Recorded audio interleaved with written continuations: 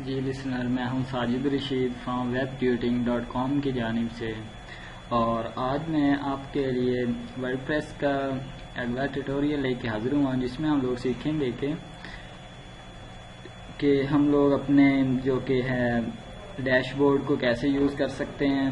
पहले भी हम लोगों ने पिछली वीडियोस में देखा था, तो आज हम लोग डिस्कस करते हैं। पिछली वीडियो में हमने पोस्ट, मीडिया, पेजेस, कमेंट्स वगैरह देखे थे, तो इस पोस्ट में हम लोग अपीयरेंस को डिस्कस करते हैं। ठीक है, पहले भी यूज़ किया था थीम का ऑप्शन, तो आज भी यूज़ करते हैं। ठीक है, तफसील के साथ।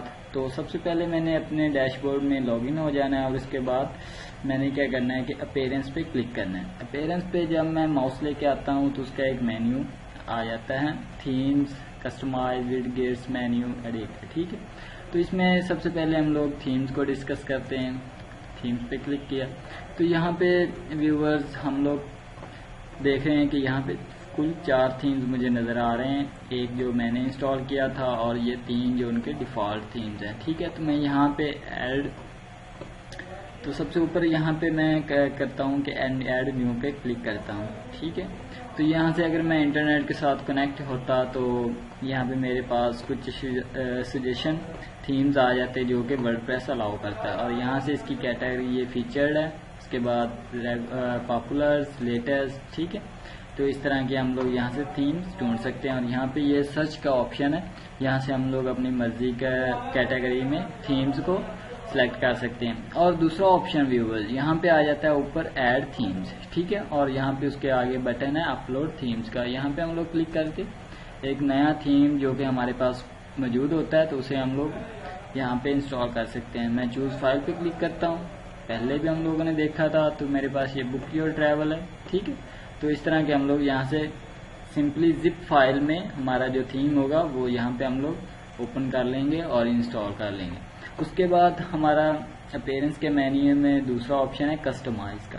ठीक है, तो कस्टमाइज का मीन होता है कि हम लोग अपने स्टाइल में अपने थीम को एडजस्ट कर सकते हैं। तो कस्टमाइज पे क्लिक करते हैं तो सबसे पहले ऊपर हमारे पास बटन आ जाता है सेव का, और उसके बाद है योर कस्टमाइज्ड वेब ट्यूटिंग। ठीक है, तो उसके नीचे है एक्टिव थीम एडोरेबल, और ये हमें बता रहा है कि ये आपका एक्टिव थीम और आप यहाँ से चेंज भी कर सकते हैं। तो ये देखें नीचे उसके ऑप्शंस आ गई हैं। ठीक है, तो फिलहाल हम लोग क्या करते हैं कि वापस चलते हैं। ठीक है, तो मैं यहाँ से इसे कर देता हूँ, कस्टमाइज पे क्लिक करते हैं। ठीक है, और उसके नीचे है site title and tag lines. ठीक है, तो यहाँ पे क्लिक करते हैं तो यहाँ पे इसका टाइटल नज़र आ रहा है, ये देखें हमारे पास www.webtutoring.com, और ये टाइटल असल में ये वाली चीज़ होती है www.title, जो कि हमें एड्रेस बार के ऊपर नज़र आ रहा होता है। और उसके बाद हमें क्या करना है कि हमें ये साइट का टाइटल हो चुका है। उसके बाद टैग लाइन से मुराद है कि हमें डिस्क्रिप्शन देना होता है अपनी साइट के मुतालिक कि हमारी वेबसाइट किस चीज़ के मुतालिक है। ठीक है, तो ये by default just a WordPress site लिखा हुआ है, तो मैं इसे चेंज कर देता हूँ। ठीक है, तो मैं कहता हूँ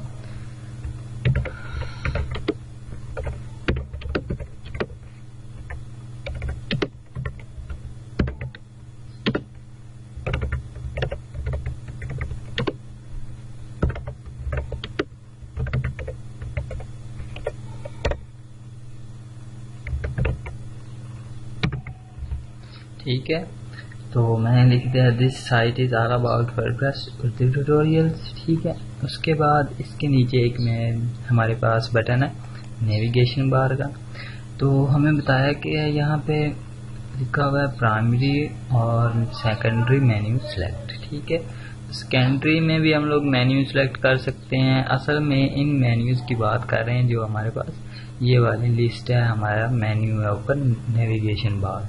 ठीक है, तो यहाँ पे हम लोगों ने सिलेक्ट करना होता है, हर बंदा अपनी मर्जी के मुताबिक सेट कर सकता है। और उसके बाद हम लोग डिस्कस करते हैं विडगेट्स।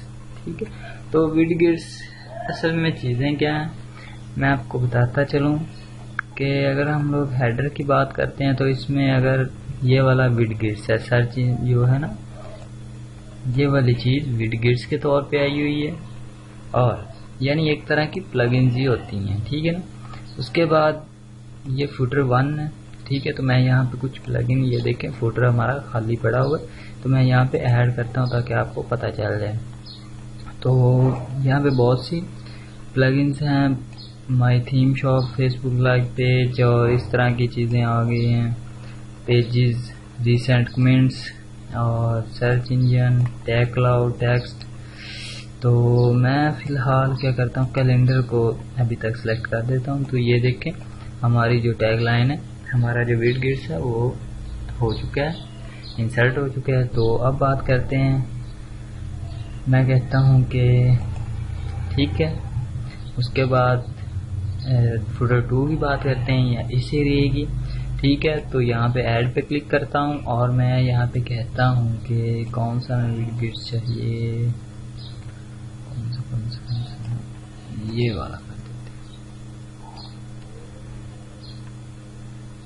हैं। मैंने ये वाला नहीं आएगा क्योंकि ये बिल इंटरनेट अगर कनेक्ट होता तो फिर हम लोग ये वाला विडगेट इस्तेमाल कर सकते हैं। तो वैसे तो ये नहीं शो होगा, ठीक है ना।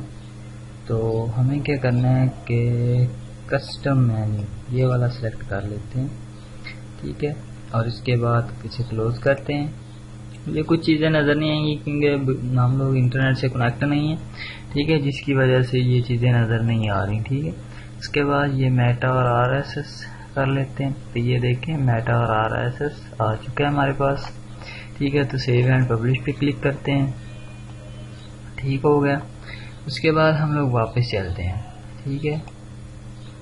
तो ये मेरा डैशबोर्ड है, अपीयरेंस में ही चलते हैं और यहाँ पे मेन्यूज पे क्लिक करते हैं। मेन्यू हमने पहले भी डिस्कस किया हुआ है। और एडिटर पे ये वाला मेन्यू हमारा रहता है, ये वाला ऑप्शन रहता था एडिटर व्यूअर्स। दरअसल ये चीज़ होती है कि हम लोगों ने यहाँ से अगर कुछ चेंजिंग वगैरह करनी है, मार्जिन वगैरह की, कोई अपने साइट का जो हमारी पिक्चर्स वगैरह कोई इस तरह की चीज़ें नज़र आती हैं, तो हमें वो यहाँ से स्टाइल शीट्स में ये पहले सिलेक्ट हो चुकी है, तो हम लोग यहाँ से इसमें चेंजिंग वगैरह कर सकते हैं, ठीक है। तो बाकी इसमें इतनी कोई ज़रूरत नहीं हमें पड़ती, ठीक है ना। तो सभी कुछ हम लोग प्लगइन के थ्रू ही कर सकते हैं। तो उसके बाद हम लोग इसे बंद कर देते हैं। तो मैं यहाँ पे एडोरेबल पे जाता हूँ, ये थीम का ऑप्शन है, ठीक है ना। ये हमारे जो थीम्स का बनाने वाली कंपनी है, उस कंपनी ने अपना मेन्यू दिया हुआ है अपने थीम को हैंडल करने के लिए, ठीक है। तो मैं यहाँ पे क्लिक करता हूँ। तो यहाँ पे ये पूछा हुआ है कि ये देखें कि उन्होंने लेयर स्टाइल बताया हुआ है, ठीक है, कि ये इसमें लेआउट कैसा होगा, इसमें एक साइड बार होगा और बाकी ये कंटेंट एरिया होगा। कलर स्कीम बताई हुई है, बैकग्राउंड है, ये देखें बैकग्राउंड इस तरह का जो सिल्वर कलर का है। तो मैं यहाँ से चेंज करता हूँ, यहाँ बैकग्राउंड पैटर्न में ये वाला दे देता हूँ और सेव ऑल पे क्लिक करता हूँ, ठीक है। तो यहाँ पे रिफ्रेश करते हैं, तो ये देखें हमारा बैकग्राउंड चेंज हो चुका है। तो आप लोग इस तरह की सेटिंग कर सकते हैं, ठीक है। उसके बाद कस्टम इमेज भी आप लोग अपलोड कर सकते हैं, यानी कि इस साइड पे ये जो पीछे वाली बैकग्राउंड इमेज है, यहाँ पे आपकी कोई कस्टम इमेज जो आपने बनाई है या आप चाहते हैं कि ये, तो आप लोग अपलोड कर सकते हैं। और यहाँ पे आप लोग CSS के स्टाइल वगैरह डिफाइन कर सकते हैं, ठीक है। ये तो थी जर्नल सेटिंग्स। अब जर्नल सेटिंग में क्या गया, लोगो इमेज आप लोग अपलोड कर सकते हैं। तो हम लोग एक इमेज करते हैं, ठीक है। सिलेक्ट फाइल पे क्लिक करता हूँ और मैं जाता हूँ,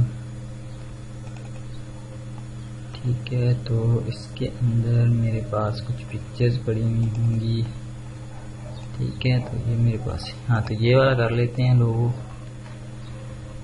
ठीक है। ये हो गया हमारे पास। तो इस पे मैं यहाँ पे क्लिक करता हूँ, इंसर्ट टू पोस्ट, और ये हमारा अपलोड हो चुका है। तो मैं सेव ऑल पे क्लिक करता हूँ।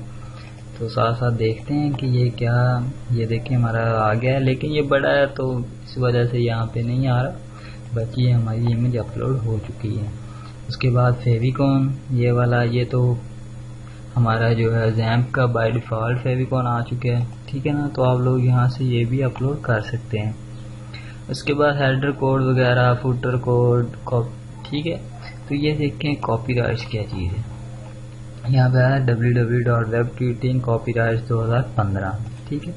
तो मैं यहाँ पे ये चेंज भी कर सकता हूँ कॉपीराइट्स वगैरह। उसके बाद होम पेज स्लाइडर, यानी ये स्लाइडर आ जाएगा जिसमें इमेजेस वगैरह वो आगे पीछे इस तरह की चीज़ें होती रहेंगी, ठीक है। उसके बाद styling option.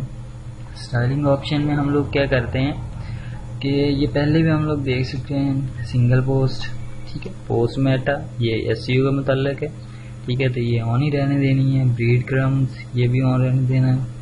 Highlight other comments, ठीक है, तो ये भी हम लोग ऑन रहने देते हैं ताकि जो हम लोग कमेंट्स का रिप्लाई करें तो वो हाईलाइट हो, ठीक है। रिलेटेड पोस्ट ऑन होनी चाहिए ताकि जो हमारी एक पोस्ट देख रही है उसी कैटेगरी की नीचे 3 से 4 इमेजेस आनी, 4 पोस्ट्स आनी चाहिए, ठीक है। ऑथर बॉक्स ये भी ऑन होना चाहिए, दैट इन कमेंट्स, ठीक है। ये चीज़ें आपकी बाय डिफ़ॉल्ट ही ठीक होती हैं। बाकी यहाँ पे फॉन्ट्स का हम लोग चेंज कर सकते हैं, ठीक है।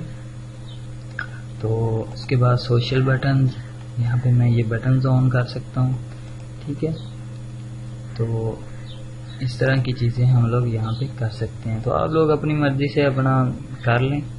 ये एड्स के लिए एज बिलो पोस्ट यानी पोस्ट के नीचे आएगा आफ्टर, तो इस तरह की चीज़ें आप लोग खुद ही देखें, ठीक है।